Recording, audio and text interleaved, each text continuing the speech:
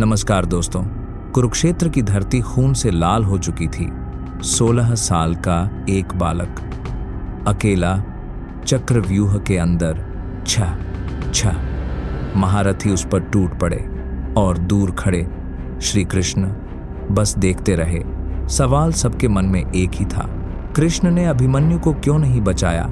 आज की इस वीडियो में हम आपको बताएंगे वो 5 गहरे कारण जो शायद आपने पहले कभी नहीं सुने होंगे। तो अंत तक जरूर देखिए। और हाँ, अगर भावुक हो जाएं तो लाइक जरूर कर देना। जय श्री कृष्ण। दोस्तों, अभिमन्यु कोई साधारण योद्धा नहीं था। वह था अर्जुन का पुत्र, सुभद्रा का लाल और श्री कृष्ण का प्रिय भांजा। जब द्रोणाचार्य ने 13वें दिन चक्रव्यूह बनाया तो पांडव सेना में खलबली मच गई, क्योंकि चक्रव्यूह भेदना सिर्फ अर्जुन को आता था और उस दिन अर्जुन दूर थे। तभी 16 साल का अभिमन्यु आगे आया और बोला, मुझे प्रवेश करना आता है, मैं अंदर जाऊंगा और प्रवेश करना आता है। युधिष्ठिर ने रोका भी, लेकिन अभिमन्यु ने कहा, मां के गर्भ में मैंने सुना था, मैं अंदर तक पहुंच जाऊंगा। और फिर जो हुआ वो इतिहास बन गया। और फिर की गेड और बीक अभिमन्यु ने चक्रव्यूह के 6 द्वार एक एक करके तोड़ डाले। दुश्मन के बड़े बड़े योद्धा उसके सामने टिक नहीं पाए। लक्ष्मण, दुर्योधन का पुत्र, बृहद्बल, 7 कौरव भाई, सबको उसने मार गिराया। उसके बाणों की आवाज से आकाश गूंज रहा था।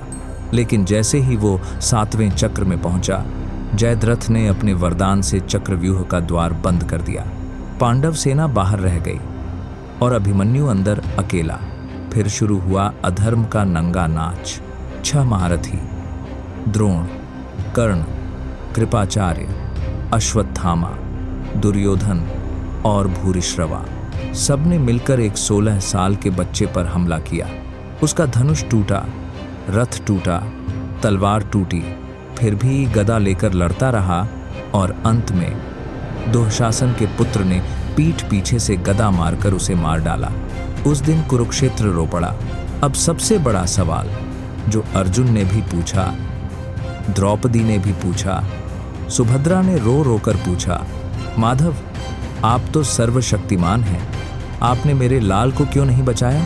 श्री कृष्ण ने जो जवाब दिया उसे सुनकर आज भी रोंगटे खड़े हो जाते हैं। श्री कृष्ण ने कहा, मैंने अभिमन्यु को इसलिए नहीं बचाया क्योंकि 1. अभिमन्यु का बलिदान पहले से तय था। पिछले जन्म में वह चक्र नाम का राक्षस था और वरदान था कि वह चक्रव्यूह में ही मरेगा। मैं भाग्य के नियम को नहीं तोड़ सकता, तो कौरवों के पाप का घड़ा भरना जरूरी था। अभिमन्यु की हत्या ने कौरवों का अंतिम और सबसे बड़ा पाप पूरा किया। इसके बाद क्षत्रिय समाज भी उनके खिलाफ हो गया। 3. अर्जुन में प्रतिशोध की आग जगानी थी।